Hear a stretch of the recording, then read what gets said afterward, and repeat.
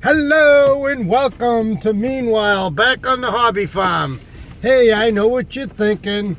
Sure don't look like you're on the hobby farm. Looks like you're in your vehicle in your driveway getting ready to go on a mission. And I am. You are correct if you said that. Hold on here. Okay. So, just going to have a little chit chat. It's been a while since I've been on YouTube. Want to let everybody know that I'm alive, breathing well, and fine. Happy Valentine's Day to everybody. Happy birthday to my daughter. Happy birthday to my wife yesterday. Life is good. I am on my way to my office gig as a private investigator, for those of you that didn't realize what I do for a profession. So I'm going into the big city right now. It'll be about a half-hour drive. I'm not going to chew your ears off that long, I promise. Hey, first thing I do when where my phone is sitting right now on my dashboard is bouncing up and down because we live on a gravel road. Anyway, every morning when I get in my vehicle, first thing I see is where my phone is right now, is this right here. That is a little heart-shaped medallion with my mom's picture on it. She passed away a few years ago, and my lovely wife and stepdaughter gave me that for a Christmas gift. Well, I think it was directly from my stepdaughter. Either way, I appreciate it. I love it. Hey, so what have I been up to on the hobby farm? Well, let's see. As you all know, I used to have the big coop called the Chicken. Well, the Chicken got a little expansion last year. I put a little goat addition on the back side of it. The goats never used it, so it became what's known as the Henstable, like a hospital, but it's for hens. I had 3 patients in there over the last few weeks. Unfortunately, 2 of them didn't make it out alive. They passed on. One was my Uncle Henry rooster, who I love dearly. Had him for 6 years. I've got scars on my shins to prove. He would not let anybody in there. He did a great job. But the last month or so, I noticed the other rooster that somebody dropped off in front of our home last winter. Realized Uncle Henry's getting old and put him up for the challenge. They had a fight, and Uncle Henry didn't win. So Uncle Henry's been limping and been running and hiding away from the other rooster. So we put him in the Henstable with another patient. Don't know what was wrong with him. It was her, I'm sorry. We have Thelma and Louise, our ducks, while Louise just wasn't walking around, was moping around. I put her in there, gave her some electrolytes. A couple days later, woke up, she was deceased. And then we had another bird in there that was the victim of the 3 other roosters we have. Were too rough on her back when they were pleasuring her, I guess you want to say. So she was really down to the bare skin, almost striking blood. So I had to put her in there and put some antibiotics and some bag balm on her back for a week and a half. Started to heal up. I have what's called chicken aprons, and I put one on her, and along with 2 other birds, and that will help take care of that problem, I hope. We have another one that wasn't in the Henstable because she's too big. Is our turkey that was given to us about 6-7 months ago, Betty. The problem with Betty is Betty's right sinus cavity is swollen about 3 times its size. Its eye is swollen. And the advice of a vet, I was told to give her antibiotics for a week. I did for 8 days. That didn't work. So I have her on Tylan, Tylan 50. Got it at Tractor Supply, which I'm not a fan of. But anyway, they call for injecting that inside the animal. Well, they say they can get scar tissue. It's painful for them. Periodically, sometimes they can get temporary or permanently crippled by where you put the shots in. So I did some research. They said you can take the proper millimeters that you need out of the, it's like an insulin bottle with the needle, and you draw it out, and I put 1 millimeter per every 10 pounds. She's about 15 pounds, so I give her 1.5, and I just dispense it out of the needle syringe onto a little empty cat can with oatmeal in there that's mushed up in there, and maple syrup. Very important with the maple syrup because they say that stuff is nasty.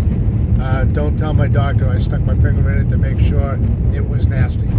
But anyway, Going back to Betty, I decided the other day, I was working out there all weekend long in the paddock in the coop area, that she's been inside for about 3 weeks. She will not go outside. She stays on her perch, and the reason why is a male turkey that we have, Gilbert Godfrey, will not leave her alone. He wants to be frisky, but he's also mean to her. He pecks at her head. He's just mean. So I let her go the other day, Sunday, when I was running around the paddock, and sure enough, Gilbert was chasing her around, was being mean. She ended up burrowing, because she's smaller than him, underneath the platform of the goat play area, that Gilbert couldn't reach her, and she just stayed there. And I said, we can't have that. So I get her out of there. I have an outside perch on the outside of our coop. I put her up there for the day. It was sunny. It was 50. I put some water up there, put some feed. She stayed up there from sunrise to sunset. It was in 7th Heaven. Well, I got to go to the office today, so I've decided every other day I'm switching the birds out. They need to get outside. They need that vitamin D from the sun. They need to get those bugs out of the ground. So today is Betty's turn outside. I put her on the ground, and she's just kind of walking around, not hiding, which is good. And Gilbert is in indoor recess, and I'll switch him tomorrow. What else is new? I cleaned the coops out this weekend. Well, 2/3 of it. About 3,000 pounds of wasted chicken poop, mud, decayed wood chips. I've always followed the rule of, they tell you, keep on in the fall time, keep on throwing down wood chips on top of wood chips, and then clean it out in the spring. You'll appreciate it. Your chickens will appreciate it, because it will ferment, and it will start making, as it's decomposing, heat for their feet. Then I got to realize, you know what? 90% of the time when the chickens are in the coop, they're up on the perches. They're not even on the, and I have cement floors, but I have rubber mats on them, so they're not in any direct contact whatsoever. Reason why I say that is I will never do that again. It was back-breaking. 2 full days, Saturday, Sunday. I still have a 3rd day ahead of me for the other half of the coop, the new sunroom on the front. So with that said, never again. The good news is I got 7 big 3x5 and 3x6 wooden crates in the back, filled up with all of this compost. The worms in there were just outrageously a ton of them. So I may end up using one of the boxes for worms to sell to the fishermen that drive by our house, spring, summer, and fall. Well, winter too. And the other one I'm going to use in my garden, and I'm also going to be selling it in 75-pound sacks. Great fertilizer. So I always tell people, I don't take shit from no one. I sell it.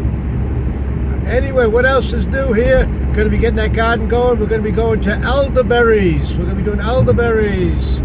American elderberries, not the European one. And I'm going to start with maybe 20, 30 plants this year. First year, you just harvest the flowers. Every year after, you prune them, and you get tons and tons of berries. Make jams out of them. You can make, the syrup is very popular. So I'm going to give it a try. If I like it, I have bigger plans in the future for elderberries, but we're going to see how that goes. So I got to go on the back side of the back body of our property. If you remember that, there's the pond, then there's the hill. Well, I'm going to clear a good patch of that hill area this week and weekend, and to start turning the earth, bring some of my chicken poop there, and get ready to start planting some new shoots that I'll be ordering online. What else is new? Valentine's Day. Shout out to Rhonda Kelly. Thank you. Look what Mama Joanne gave me for my ride this morning. A Long John. Guess what? I'm going to be nice and not eat it while I'm talking, because if I don't, my wife will let me hear about it. Drives her nuts when people call me and I'm eating on the phone, like I think last night or the night before. I was talking to my son. But anyway, where were we? Yes, thank you for running. One very important thing, I did get a box of chocolate coconuts. I love coconut. Coconut is a weakness of mine. I backwash with coconut oil. Anybody knows what that is? Not called backwash, it's called oil pulling. I call it backwash, I don't know why. Oil pulling. You take a tablespoon of coconut oil, and if it's above 70 in your house, it'll be liquid, and if it's below 70, it'll be paste. just in case anybody was interested in knowing when it's salifars. Anyway, you squish it in your mouth about 15-20 minutes, and then you brush your teeth normally afterwards. It's supposed to actually not reverse, but stop cavities from expanding if you do have little cavities, don't have any dental insurance or whatever. It's actually good for preventing gingeritis, a whole lot number of things. So I do that. But anyway, she gave me some coconut candy this morning, chocolates, and I put two of them. I broke them up and I put them in my coffee. Check out that coffee mug. This thing will keep coffee. I just poured it in there a half hour ago. It will stay good probably about 5 hours, 5.5, 6 hours. It'll still be warm. Amazing, I know. I'm almost on the highway here, and as soon as I get on the highway, I'm going to shut my trap because I want to eat that Long John donut. But life is good, folks. No complaints. Both feet hit the floor every morning when I get up. The weather this winter's been great. 3 snowstorms. One in December, one in November, one in December, and one in January. That's it. No snow on the ground right now. Everything looks good. Everything is hunky-dory. Take care, folks. Have a good day. Bye.